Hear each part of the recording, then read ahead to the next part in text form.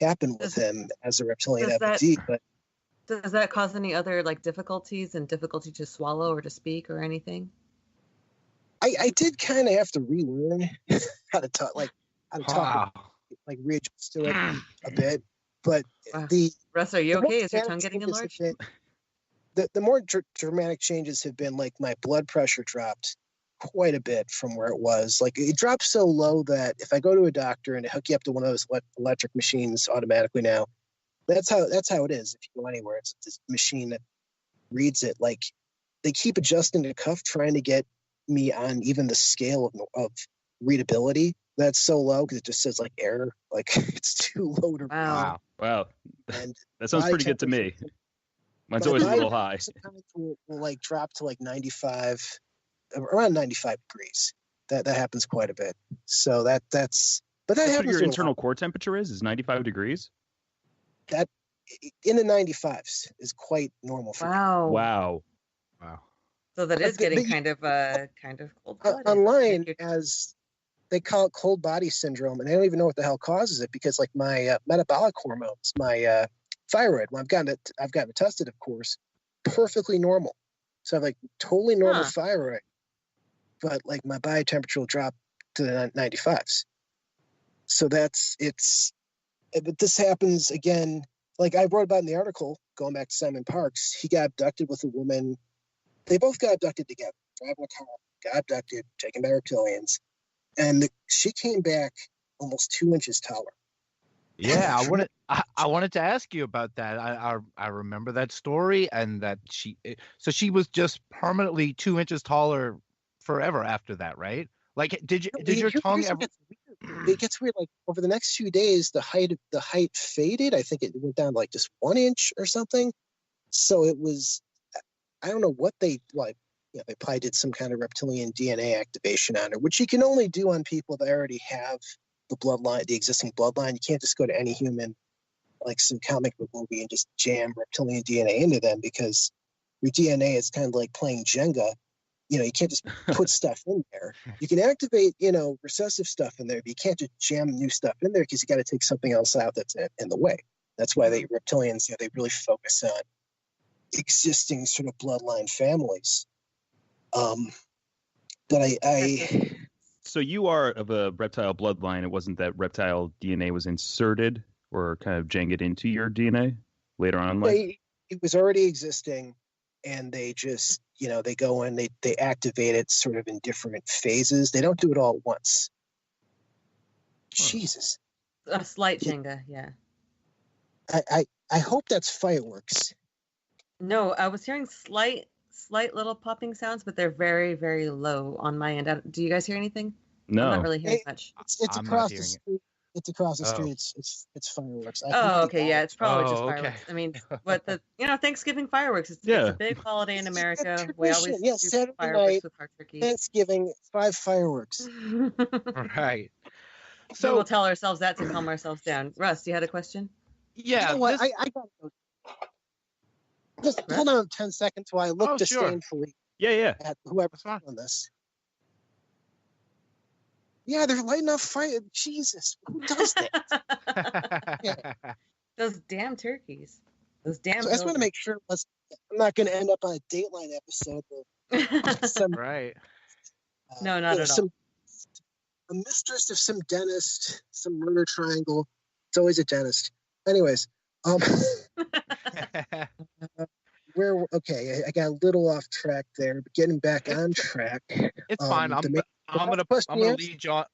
I'm gonna lead you on to a different track right now, anyway. So, this isn't exactly having to do with your experiences, just kind of in the whole reptilian phenomenon in general. I want to talk about a recent documentary. I'm going to play a clip. This is from a documentary called "Don't Mention the Reptilians" from 2018, and this clip is from a man named Richard Bruce. Now, I'm sure you know who Richard Bruce is, and for those who don't, he is known for posting videos of people allegedly shape-shifting, and he posts them to YouTube. So let's play a clip from Don't Mention the Reptilians, and I want to hear your response to it, Matt. I got into the alternative scene first when I started uploading my reptilian shapeshifter movies in early 2013. At that time, the entire nature of my life changed due to the massive reaction that uploading movies to YouTube caused, with Los Angeles Police Department vehicles buzzing my house, helicopters, airplanes, and squad cars that would follow me down the street, and 4 police officers showing up at my door saying that they were looking for the tenant that was gone for 8 months, and also making clear in that conversation that they were not actually looking for him, they were there for me. And they were there because of the movies that I was uploading on YouTube. Okay, so here's New Year's Day 2014, and it's a New Year's Day, so no one's out. Everything's very quiet, and these guys went ballistic, and here's where you're going to see the micro UFOs, and I'll show you that in a second. But here you'll notice that this sky, these police and police helicopters were circling directly over my house, and you can see from the curvature of the flight path of the helicopter that there's zero doubt that it's circling directly overhead. So you can see that the circle angle is right over my apartment. And now here's little micro UFOs, and I'm going to show you in a second and prove to you that these are actually little micro metal spy orbs of some kind, or just little micro UFOs. I don't know for sure what they are. They may even be aliens. Looks like a bird here, doesn't it? But watch carefully. I'll keep showing this. See? That's the same object further up as it moves past the helicopter there. So what he's showing is these little tiny ball orbs that are flying all around this helicopter, flying over his house. Now, what do you think about this, Matt? I've never seen orbs like that personally. I've seen a few of Richard Bruce's videos. Here's my take on Richard Bruce. I think he, has some issues of paranoia. He's kind of on the right track. I think he has set off a response because of his popularity, because there's a lot of people on YouTube who are really paranoid about reptilians, and they kind of latch on to Richard Bruce's videos. So he's gotten heat, and he's gotten a response, and someone high up in the department who maybe is, connected Masonically or Illuminati-wise is actually sending people after him. Without the people, the average cop's not going to know who the hell he is. But there are ways, if you're high up enough in any department, where you can make someone's life hell for any reason. And we've seen abuses of power like that in many departments that have nothing to do with reptilians. It's just some corrupt higher up doesn't like somebody, and they send people to harass you. But Richard Bruce, long story short, I've never seen the orbs, or I've never seen those types of drones personally. I know a lot of abductees have. I know a lot of reptilian abductees have. Gray abductees have seen that as well, but not personally. But I also think, the percentage of reptilian shapeshifters out there is pretty damn small. Now there's, percentage of people like me who have more reptilian DNA than the average person and get abducted, that we're not that common either. And I think the problem with this whole Richard Bruce crowd is they see reptilians just everywhere, and it's not nearly that common.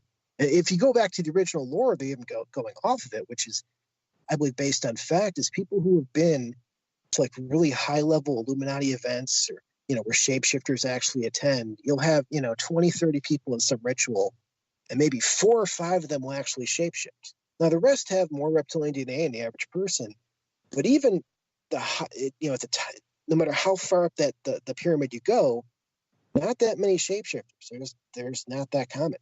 So yeah, and isn't it kind of a hard isn't it a hard process for even the shapeshifter to even do? It's not something that can just easily be done. Not for them. It's not hard. They're just one of those people that are just so elite and so wealthy that you don't even see them on TV. You don't know what their name is. They have $1 billion or some huge property, and you'll see them in an event, not necessarily know their name. So they just don't run in common circles, so to speak. That was going to be one of my questions to you, Matt, is, you're pretty well versed in this, you've experienced it. And there are people who may think that they are experiencing it, who, like you said, there are some people who may be, a little disillusioned or paranoid. And the difference between those being probably that where they see them at, they're seeing them all around constantly. And you've pretty much only seen them at very specific locations and times when you've been abducted, you're in an underground space or what have you. Do you ever see them popping up in random spots throughout your life in your day-to-day activities? I've seen, now one ability I have, and Simon Parks has talked about this, the guy who wrote that Ultimate Alien Agenda books talked about it. I do have the ability to recognize when someone has just a lot of reptilian DNA in them, like they're borderline shapeshifter or they are.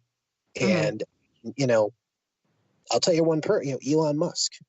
Oh. That guy, percentage-wise, way up there, like as high as it gets. I won't be surprised if they make him governor, they make him president, or God knows what.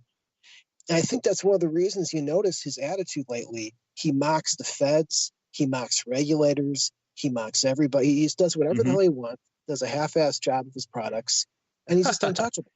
Yeah, and then he goes on Joe Rogan and blows a big joint or whatever he did, right? Yeah, and then after that, it's like, oh, well, we'll just keep letting him make military, rockets. When if you're some airman, if you're some enlisted airman, you were caught, in a distant camera, grainy video smoking pot, they'd have you out. But if you're him, it's this above the law type thing. Yeah, yeah. So, Matt, are you shorting Tesla or SpaceX?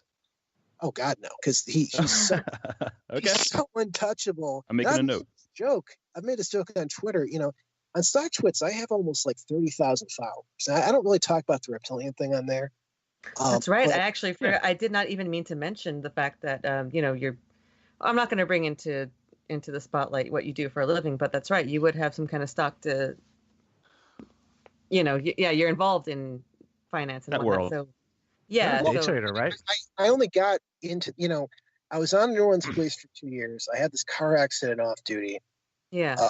Came back up here to Chicago, where I was originally from. I did sort of fall into trading, and I only went that direction. I'm not like a very materialistic person, but after the training I went through with the Reptilians, in the mall, focused on crowd control, and securing shopping malls, it really sort of reminded me of how important economics are strategically, and how little we think we let other forces dictate their flow and what's going on, and we all sort of just fall victim to crashes and booms and busts.